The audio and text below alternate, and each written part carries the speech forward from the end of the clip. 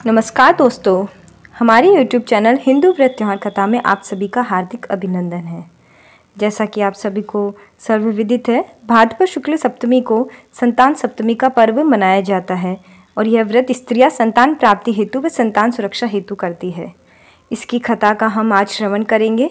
उसके पहले आप सभी से विनम्र अनुरोध है कि अगर आपको हमारे YouTube चैनल पर डली हुई व्रत कथाओं से संबंधित जानकारी अच्छी लगती है तो आप हमारे YouTube चैनल को सब्सक्राइब करें, हमारे द्वारा डाले गए वीडियोस को लाइक करें, अपने परिवारजनों और मित्रगणों में से शेयर करें, अपने सुझावों को कमेंट बॉक्स में कमेंट करके हम तक जरूर पहुंचाएं।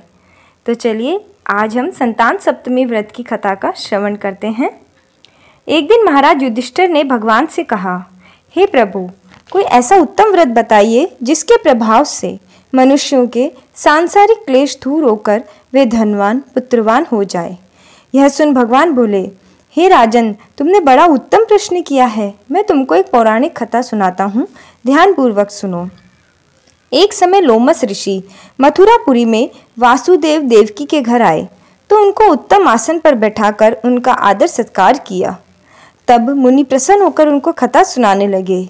हे देवकी, दुष्ट दुराचारी पापी कंस ने तुम्हारे पुत्र मार डाले हैं, जिसके कारण तुम्हारा मन अत्यंत दुखी है। इस प्रकार राजा नहुष की स्त्री दुखी रहा करती थी, किंतु उसने संतान सप्तमी का व्रत किया, जिसके प्रताप से उसे संतान सुख प्राप्त हुआ।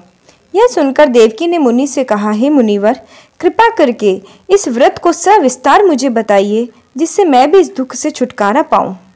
लोमस ऋषि ने कहा, हे देवकी, अयोध्या के राजा नहुष थे। उनकी पत्नी चंद्रमुखी अत्यंत सुंदर थी।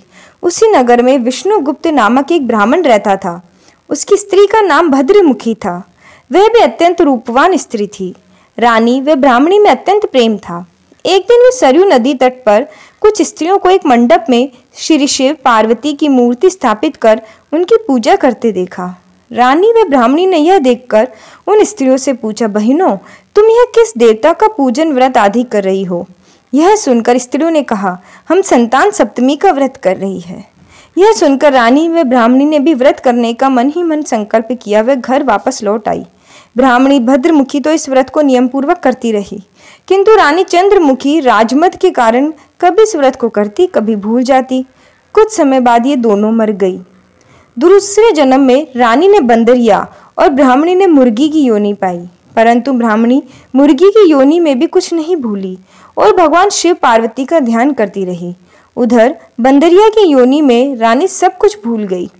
कुछ समय बाद जब इन दोनों ने देव त्याग दी, तब इनका तीसरा जन्म मनुष्य योनि में वापस हुआ। ब्राह्मणी ने तो एक ब्राह्मण की यहाँ कन्या के रूप में जन्म लिया और रानी फिर से एक राजा की रानी बन गई। उस ब्राह्मण कन्या का नाम भूषण देवी रखा गया तथा विवाह योग्य होने पर उसका विवाह अग्निभोज नामक ब्राह्मण से कर दिया गया। भूषण देवी के अति सुशील स्वभाव वाले 8 पुत्र पैदा हुए। यह सब शिवजी के व्रत का फल था। दूसरी ओर शिवजी की पूजा से विमुख निसंतान रानी दुखी रहने लगी। रानी व ब्राह्मणी में जो प्रेम पूर्व जन्म में था वह अब भी बना रहा। रानी जब वृद्धावस्था को प्राप्त होने लगी तब उसके गूंगा, बहरा, बुद्धिहीन, अल्पायु ऐसा एक पुत्र हुआ। वह 9 वर्ष की आयु में ही संसार को छोड़कर चला गया। अब तो रानी पुत्र शोक में बहुत दुखी हो व्याकुल रहने लगी। देवयोग से भूषण देवी ब्राह्मणी रानी के यहाँ सब पुत्रों को लेकर पहुंची। रानी ब्राह्मणी के इस वैभव एवं 8 पुत्रों को देखकर उससे मन में ईर्ष्या करने लगी। उस ब्राह्मणी ने रानी का दुख दूर करने के लिए अपने 8 पुत्र रानी के पास छोड़ दिए। रानी ने पापवश उन ब्राह्मण पुत्रों को लड्डू में जहर मिलाकर खिला दिया, परंतु भगवान शिव की कृपा से एक भी न मरा। जब ब्राह्मणी भूषण देवी भगवान की पूजा सेवा से निर्वृत्त होकर वहां आई तो रानी ने उससे कहा, मैंने तेरे पुत्रों को मारने के लिए लड्डू में विष मिलाकर खिला दिया था, परंतु इसमें से तो एक भी नहीं मरा। तूने ऐसा कौन सा दान पुण्य व्रत तप किया है जिसके कारण तेरे पुत्र मरते ही नहीं हैं और तू नित्य नए सुख भोग रही है? इसका भेद मुझे निष्कपट कह, मैं तेरी बड़ी ऋणी रहूंगी। रानी के ऐसे वचन सुन ब्राह्मणी ने रानी को तीनों जन्म का हाल कह सुनाया। शिव कृपा और व्रत के प्रभाव से मैं भगवत स्मरण की इस जन्म में भी न भूली और व्रत को नियम पूर्वक करती रही, और तुम अपने संतान सप्तमी के व्रत के संकल्प को इस जन्म में भी भूल गई तथा पिछले 2 जन्म में भी तुम उस व्रत को करना भूल गई थी। मैं समझती हूँ कि तुम्हारे ऊपर यह जो भारी संकट है उसका एकमात्र यही कारण है। इसलिए मैं कहती हूँ कि आप अब भी संतान सप्तमी के व्रत को करो, जिससे तुम्हारा यह संकट दूर हो जावे। लोमस ऋषि बोले, हे देवकी। इतना सुन रानी ब्राह्मणी के चरणों में पड़कर क्षमा याचना करने लगी और श्री पार्वती की अपार महिमा के गीत गाने लगी। उस दिन से रानी ने नियमानुसार संतान सप्तमी का व्रत किया, जिसके प्रभाव से रानी संतान सुख भोग कर अंत में शिवलोक को गई। हे देवकी, भगवान शिव के व्रत का ऐसा प्रभाव है कि पथभ्रष्ट मनुष्य भी अपने पथ पर अग्रसर हो जाता है और अंत में ऐश्वर्य भोग कर मोक्ष पाता है। इसलिए मैं तुमसे भी कहता हूँ कि तुम भी इस व्रत को करने का अपने मन में दृढ़ संकल्प करो, तो तुमको भी संतान सुख प्राप्त होगा। ऋषि के कथना अनुसार माता देवकी ने यह व्रत किया, जिसके फलस्वरूप श्री कृष्ण का जन्म हुआ। यह व्रत विशेष रूप से स्त्रियों को कल्याणकारी है, परंतु पुरुषों को भी समान रूप से कल्याणदायक है।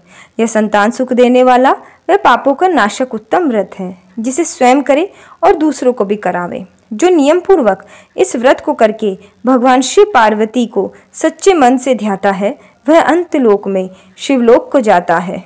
बोलिए भोले शंकर की जय, उमा माता की जय, उमिया पुत्र श्री गणेश जी महाराज की जय।